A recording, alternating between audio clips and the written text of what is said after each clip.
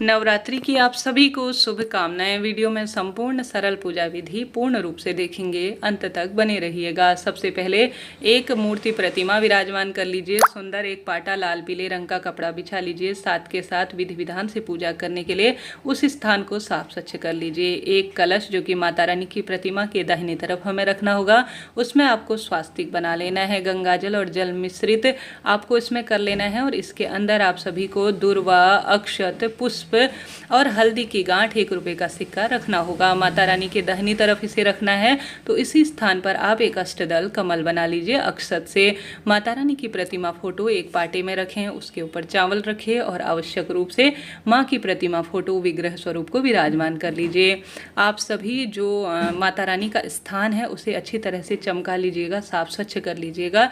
और विशेष तौर पर जो कलश है उसमें आप आम के या अशोक के पत्ते रखेंगे, उन पत्तों में रोली चंदन मोली रखेंगे। इसके बाद एक नारियल लेंगे, नारियल में आप सभी वस्त्र रूपी कलावा और एक चुन्नी बांध लेंगे। साथ ही नहीं तो पीला कपड़ा भी ले सकते हैं। आप सबसे पहले जो कलश है उसमें जो पत्ते हैं वह रखें, साथ के साथ पूर्ण पात्र अक्षत का रखें। एक नारियल अपनी ओर मुख करते हुए रख लीजिएगा, उसमें पुष्पमाला इत्यादि रखना चाहें तो वह भी रख लीजिए, बहुत सुंदर लगता है। अब हमें ज्वारे इत्यादि बोने के लिए प्रथम दिन इस तरह से प्लेट में स्वास्तिक बना लेंगे। एक हम सभी आवश्यक रूप से इस तरह से कोई मिट्टी का पात्र ले लेंगे। पात्र आप नया पुराना जैसा भी है ले सकते हैं। साथ ही इसमें ज्वारे बोने के लिए रात्रि से आप जौ और गेहूं दोनों को भिगो लीजिए और आप जो है साफ स्वच्छ स्थान की मिट्टी ले आइए, उसे छान कर अच्छी तरह से इसे रख लीजिए। ज्वारे बोना बहुत शुभता के रूप में माना जाता है, तो इसमें जौ और गेहूँ आप रख लीजिए। इसे आप चाहें तो कलश इसके ऊपर रख सकते हैं, नहीं तो दूसरी तरफ मैंने जैसे रख रखा है उस तरह से भी आप रख सकते हैं। माता रानी की प्रतिमा फोटो विराजमान करने के बाद गणेश जी महाराज को एक स्थान पर विराजमान कर लेंगे। दुर्गा सप्तशती का पाठ इत्यादि करते हैं तो वह पुस्तक भी आप ले लीजिएगा। अखंड दीप 9 दिन तक जलाते हैं तो उसे स्थापित कर लेंगे, नहीं तो साधारण सरल सी पूजा में यह भी पर्याप्त है। तो चावल का आसन देकर लंबी बत्ती का घी का दीपक लगा लीजिए। बाजार से आई हुई वस्तुओं पर जल के छींटे दे दीजिए, स्वयं पर शुद्धि कर लीजिए।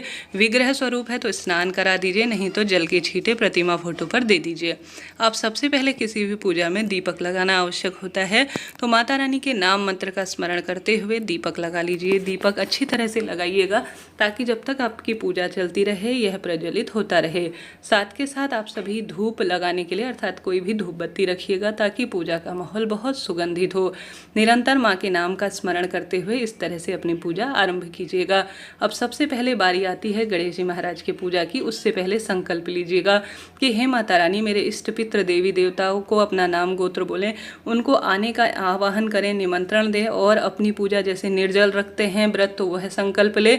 जो आप पूजन आराधना दुर्गा सप्तशती पाठ का संकल्प लेते हैं तो वह लेकर अक्षत और जो पुष्प लिया है उसे जमीन पर छोड़ दें। 3 बार आचमन जैसे मैंने किया वह भी आप कर सकते हैं मुख शुद्धि के लिए।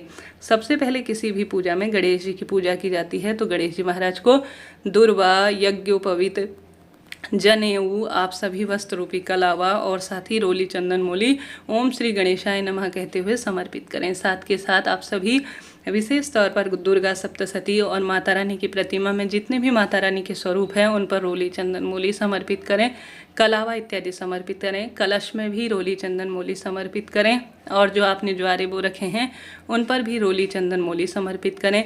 माता रानी के लिए अगर आप लाल चुन्नी लाए हैं तो उन्हें समर्पित करें, बहुत शुभ इसे माना जाता है।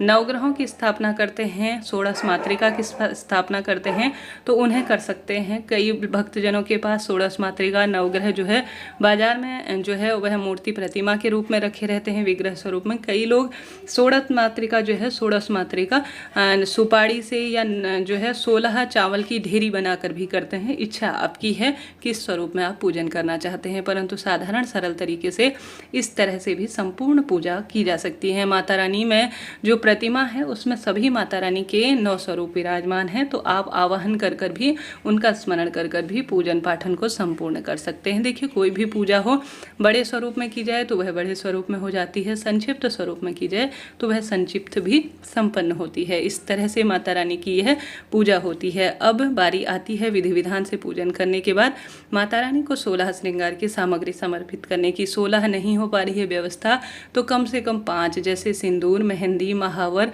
यह माँ को बहुत प्रिय है तो माता रानी को आप अपनी मनोकामना कहते हुए समर्पित कीजिएगा। माता रानी की पूजा में शंख होती है वह भी रखना शुभ माना जाता है, तो वह भी आप रख सकते हैं।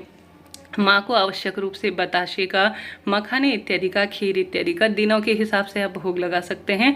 नहीं तो इस तरह से भी यह संपूर्ण भोग लगाए जा सकते हैं। जो मौसमी फल है, पंचमेवा, पंच मिठाई, जितनी क्षमता शक्ति सामर्थ्य है उतनी ही माता रानी को आप लगा दीजिएगा। इस तरह से यह पूजा विधि होती है जो संपूर्ण सरल तरीके से की जाती है। अब दक्षिणा आप चाहें तो नियमित रूप से रोज दें माँ को, बाद में इन्हें दान दे सकते हैं। नहीं तो एक दिन आप श्रृंगार सामग्री और विशेष तौर पर दक्षिणा इत्यादि समर्पित करें। अब इसके बाद बारी आती है हवन करने की। उससे पहले आपको बताते हुए चलो, एक दूसरा दीपक लगाना चाहिए जिसमें कपूर इत्यादि भी अलग से रख लीजिए, और कपूर और दूसरे दीपक की ही हमें आरती करनी चाहिए। इसको आप पूरे घर में घुमाएंगे और माता रानी की इसी से आरती करेंगे। जो दीपक है हमेशा पूजा में 2 होने चाहिए। जल इत्यादि रख लीजिए और साथ ही माता रानी को पान का, इलायची का, बताशे का भोग लगाएं। यह नियमित रूप से भी लगाए जा सकते हैं, कम ज़्यादा इच्छा जितनी है उस स्वरूप में लगाएं। साथ ही आरती से पहले छोटा सा हवन, माँ के 9 स्वरूपों का आवाहन करते हुए 9 आहुति दे सकते हैं। और जो माँ को भोग लगा रखा है उसको आप अग्नि के माध्यम से उन्हें समर्पित कर सकते हैं। एक थोड़ा सा कपूर जला लीजिए, घी की मात्रा प्रयोग कर और जो गोबर का कंडा आता है उसे प्रज्वलित कर लौंग का जोड़ा घी में डुबोकर माँ को भोग समर्पित करें। इस तरह से यह हवन की प्रक्रिया होती है जो आप सभी को करनी है। माता रानी के 9 नाम मंत्र का स्मरण करते हुए 9 आहुति दें और जो सामग्री आपकी इच्छा है आप अग्नि के माध्यम से माँ को समर्पित कर सकते हैं। यह सुबह शाम किए जाने वाले हवन की विधि होती है। अब हम कपूर और दीपक लगाकर गणेश जी की और माता रानी की आरती परिवार के साथ कर लेंगे। भूल चूक के लिए क्षमा प्रार्थी होंगे। और जब पूजा आरती हो जाए विधि विधान से सभी घर के लोग इस आरती को ले लें। घर में आप आरती घुमाएं, उसके बाद इसके ऊपर से 3 बार जल उतारा कर लीजिएगा। जल हाथ में लेकर 3 बार घुमा लीजिए, जिसे जल शीतलीकरण किया जाता है, कहा जाता है। इस तरह से यह संपूर्ण पूजा की प्रथम दिन की मैंने विधि आपको बताई। भूल चूक के लिए क्षमा प्रार्थी हूँ। घर के सभी सदस्य माँ के आगे नतमस्तक हो जाएं। माँ निश्चित रूप से पूजा आराधना आपकी संपन्न करेंगी। अब दुर्गा सप्तशती इत्यादि का पाठ करें, मंत्र जाप इत्यादि करते हैं तो वह कर लीजिएगा। इस तरह से कपूर और विशेष दीपक की आरती कर अपनी पूजा आराधना को संपन्न करें। वीडियो आपके लिए उचित उपयोगी रहती हैं तो लाइक करें, शेयर करें, सब्सक्राइब करें। हर हर महादेव, जय माता दी लिखना ना भूलें। हवन करते समय आप पान का बीड़ा हवन के माध्यम से माँ को समर्पित कर सकती हैं। भोग समर्पित कर सकती हैं हवन के माध्यम से, अर्थात अग्नि के माध्यम से। इच्छा शक्ति सामर्थ्य अपनी है। कई भक्तजन 9 आहुति देते हैं और थोड़ा थोड़ा उसमें चीज़ें समर्पित करते हैं कि माँ भोग समर्पित करें, स्वीकार करें, ऐसी प्रार्थना करते हुए आप भी इसी तरह से कर सकते हैं। हर हर महादेव, जय माता दी।